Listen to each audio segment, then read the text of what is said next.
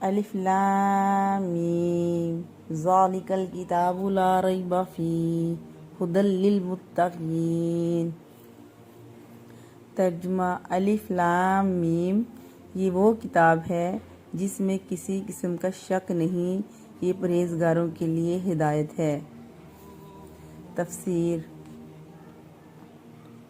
ان آیات میں اللہ تعالیٰ نے قرآن پاک کی عظمت بیان فرمائی ہے۔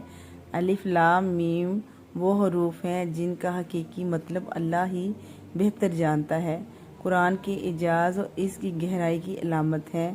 ذالک الکتاب لا ریب فیہ، یعنی یہ ایسی کتاب ہے جس میں کوئی شک نہیں۔